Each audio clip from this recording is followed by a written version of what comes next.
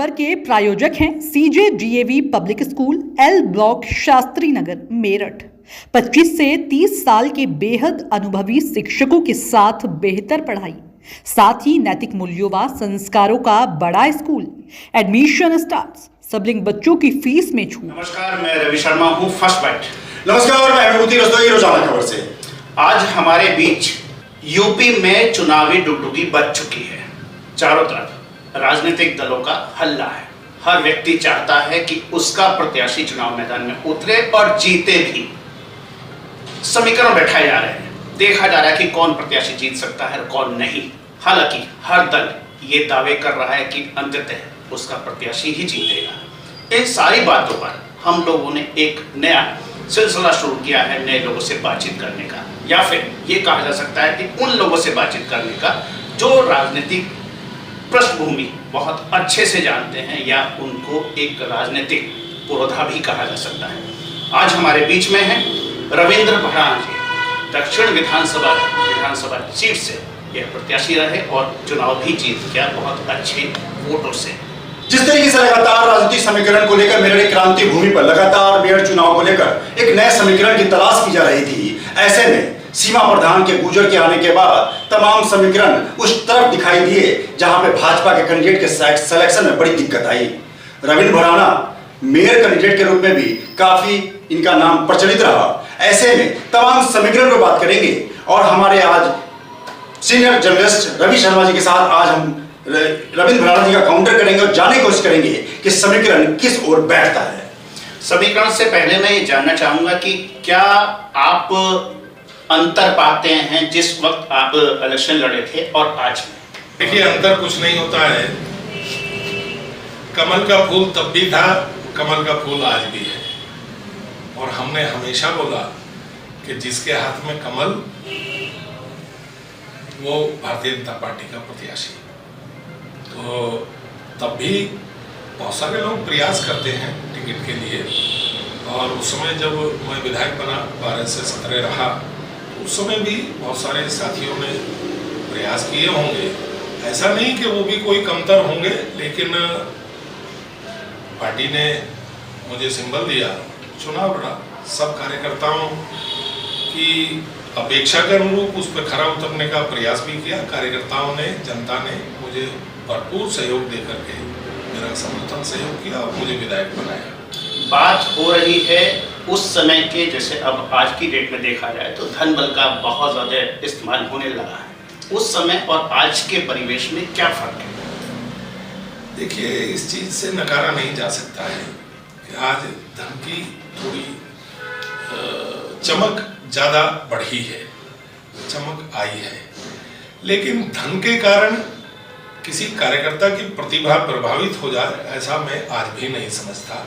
इस मेरठ चुनाव के कॉन्टेक्स्ट में आज हम चुनाव सिलेक्शन प्रक्रिया को लेकर हम रविंद्र भराना से सीधे रूबरू हो रहे हैं मेरठ के वरिष्ठ पत्रकार रवि शर्मा जी के साथ। सबसे बड़ी बात क्या है कि सर, जिस तरीके से धनबल और बाहुबल की बात हो रही है कि कार्यकर्ता चमक के साथ कुछ पार्टियां आगे बढ़ी हैं, क्या भाजपा में परंपरा थी कि टिकट सिलेक्शन को लेकर स्क्रीनिंग कमेटी में कभी ऐसी नौबत जो अंदर कमरे में हो, वो कमरे से बाहर निकल के भी आज सबके जुमा में एक ही बात है, इसको आप किस रूप में लेते हैं? देखिए, परिवार बड़ा हुआ है। जब कुनबा बढ़ता है तो उसमें बाहर से भी कुछ सारे लोग आते हैं, आए भी हैं, और मेरी पार्टी में भी इस समय परिवार का बहुत बड़ा विस्तार हुआ है। बहुत सारे लोग बाहर से भी आए हैं। विचारधारा से वो दूसरी जगह थे, उनकी विचारधारा भिन्न प्रकार की थी। वो हमारी विचारधारा में आकर के धीमे धीमे तो समाहित हो जाएंगे, लेकिन अभी वो सब चीज़ें तो कुछ ना कुछ उन लोगों के भीतर रहती हैं और होंगी भी। लेकिन मूल विचारधारा में जुड़ने के साथ साथ थोड़ा समय तो ऐसे लोगों को लगता ही है। और कुछ नहीं, लेकिन भाजपा एक समुंदर है, वो धीमे धीमे ऐसी सब चीज़ों को ठीक से सहज रूप से स्वीकार करके उन सबको ठीक भी कर लेगी। अगर कहीं कोई गलती है तो उसको सुधारने का भी प्रयत्न किया। तमाम दलों से बहुत सारे ऐसे लोग आए जिन पर बहुत सारे आरोप लगे। उन लोगों ने भाजपा को आके ज्वाइन किया, तो जाहिर बात है कि वो अपने साथ उन विसंगतियों को भी लेकर के आपने आए। आपने उन लोगों को अडॉप्ट किया, उन लोगों को स्वीकार किया।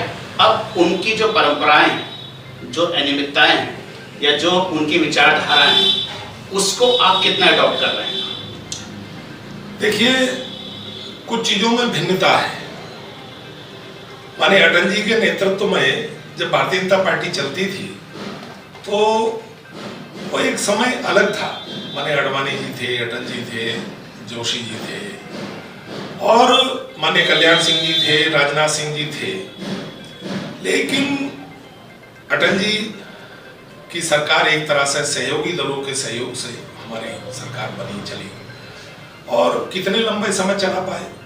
और आज जो एक विचारधारा तो हमारी वही है, जो विचारधारा पहले थी विचारधारा आज भी वही है। पार्टी ने अपनी विचारधारा नहीं बदली है, लेकिन लोगों को समाहित किया है और उनको इस विचारधारा के चलने के साथ साथ उनका सहयोग भी लिया है। और ऐसे में ये निश्चित है कि अब आज देख रहे हैं आप, देश के अनेक प्रांतों में भाजपा की सरकारें हैं। आज हम देश में भी हैं, आज हम उत्तर प्रदेश में भी हैं, आज हम कानून व्यवस्था को भी ठीक रख रहे हैं, आज हम सारी चीजों भ्रष्टाचार पे लगाम लगाने का प्रयत्न कर रहे हैं। सारी चीजों पे जहां तक विकास की बात है तो आप अगर मेरठ को ही लेंगे तो मेरठ के चारों तरफ ढेर बड़ा विकास हुआ है। सारे एक्सप्रेसवे यहीं से जुड़ करके, कोई दिल्ली मेरठ एक्सप्रेसवे जुड़ा है। मैं आपसे ये बात काटने की कोशिश कर रहा हूं। आपने अभी कहा कि जिन सिद्धांतों को लेकर अटल बिहारी वाजपेयी और बाकी लोग चले वो सरकार बनाई और कुछ ही दिनों में उनकी सरकार भी गिर गई। इसका मतलब ये है कि अब जो मौजूदा भाजपा है उसने उन सिद्धांतों को एक तरफ रख दिया है। देखिए, ऐसा नहीं है। राम मंदिर का निर्माण हुआ, कब हुआ? सारी परिस्थितियों को अनुकूल करने के बाद राम मंदिर का निर्माण हुआ और देश ने स्वीकार किया। आज देश ने माना। उन्हीं सब चीजों को भाजपा अपने सिद्धांत से कतई अलग नहीं दिखी है, ना अलग हटी है और ना ही उसके नैतिक मूल्यों में कोई गिरावट है। हाँ, ये बात जरूर है कि कुछ कुनबा बढ़ा है और उस कुनबा बढ़ने के कारण जो हलचल है उससे कुछ लोगों को ऐसा दिखाई देता है कि ऐसा हुआ है।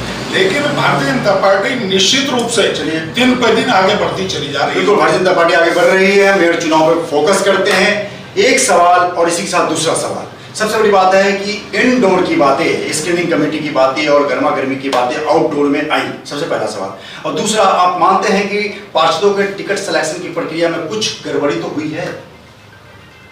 देखिए, मैं उस सिलेक्शन प्रक्रिया पर कतई सवाल नहीं उठाना चाहता, क्योंकि प्रक्रिया भाजपा का अंग है और जो सिलेक्शन प्रक्रिया होती है उसमें सही का सिलेक्शन के साथ साथ जो समीकरण होते हैं उस समीकरणों को भी साधने का प्रयास किया जाता है। नंबर 1।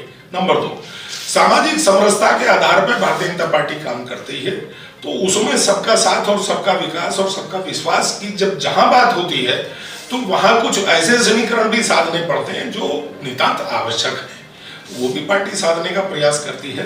रही बात सिलेक्शन कमेटी की, मैं तो उन सिलेक्शन कमेटी में हूं नहीं, ना मैं रहा हूं, बिल्कुल मैंने वो सब चीजें देखी भी नहीं है। एक सवाल और, उसके बाद हमारे वरिष्ठ पत्रकार रवि शर्मा जी आपसे रूबरू होंगे। एक बात ये बताइए, जिस तरीके से 1 साल से मेरठ की सीट को पिछड़ा वर्ग के लिए आरक्षित माना जा रहा था और उसी 1.5 साल से हरिकांत अहलुवालिया जी का नाम ही एकमात्र चल रहा था, तो क्या पार्टी ने पहले से डिसाइड किया कि हमें पिछड़ा वर्ग की सीट को करना है और हरिकांत अहलुवालिया जी को लाना है? ये क्या प्री प्लान था? और नहीं तो आप भी गुर्जर के नेता थे, आप पूर्व विधायक थे, शहर को आपके पास देखने की एक बड़ी नजर थी, आपके पास विधायक रहे हैं। ऐसे में क्या लगता है कि उस पिछड़े वर्ग की सीट को हरिकांत जी के लिए रिजर्व किया गया था? पार्टी 1.5 साल से हुई और कहते हैं भाजपा में टिकट को लेकर ब्रेकिंग पार्टी करती है, लेकिन 1.5 साल से जो नाम पहले नंबर पर चल रहा था वही नाम आज मेयर का उम्मीदवार है भाजपा। इसको आप कितना इत्तेफाक रखते हैं? इसमें गलत भी क्या है? देखिए, पार्टी ने जो विचार किया वो आपने इसमें ही 2 प्रश्न दागे हैं। एक प्रश्न तो आपका ये है कि क्या पार्टी ने ये रिजर्वेशन यहाँ का पहले से ही तय कर रखा था? ऐसा नहीं है। वो तो रिजर्वेशन के लिए तो वहाँ एक कमेटी भी बनी और वो कोर्ट में भी गया विषय, और कोर्ट के बाद में जो त्रिस्तरीय जो व्यवस्था थी वो भी सब बनाने का काम किया। उसके बाद में सरकार ने रिजर्वेशन को लागू किया है। दूसरी बात ये है, जहाँ तक प्रत्याशी का उसकी बात है, मैंने पहले भी मैं कह चुका हूँ आपसे कि पार्टी हमारी सामाजिक समरसता के आधार पर ये विचार करती है कि कोई भी ऐसा वर्ग ना रहे, कोई भी ऐसे लोग ना रहे जिनको हम अपनी पार्टी के अंदर उनका समावेश ना कर सकें, उनको संतुष्ट ना कर सकें। ऐसा नहीं है कि समाज के प्रत्येक वर्ग और प्रत्येक चीजों को भारतीय जनता पार्टी आज साधने का प्रयत्न कर रही है, तभी तो उसके साथ में बनेगा सबका साथ, सबका विश्वास और सबका जो भी सबके लिए है। उसमें कहीं ना कहीं ऐसा अछूता लग रहा था कि वास्तव में एक जाति जो यहाँ पे थोड़ा और शहरों के मुकाबले और जगह के मुकाबले को ज्यादा है, तो उनको भी तो कुछ देना है। और लोग विधायक बने, कोई सांसद बने, कोई कुछ बने, लेकिन भारतीय जनता पार्टी ने पंजाबी समाज के बारे में भी विचार किया है, तो बहुत अच्छी बात है। और अच्छी बात यह है कि समाज में सबको साथ लेकर के चलना है।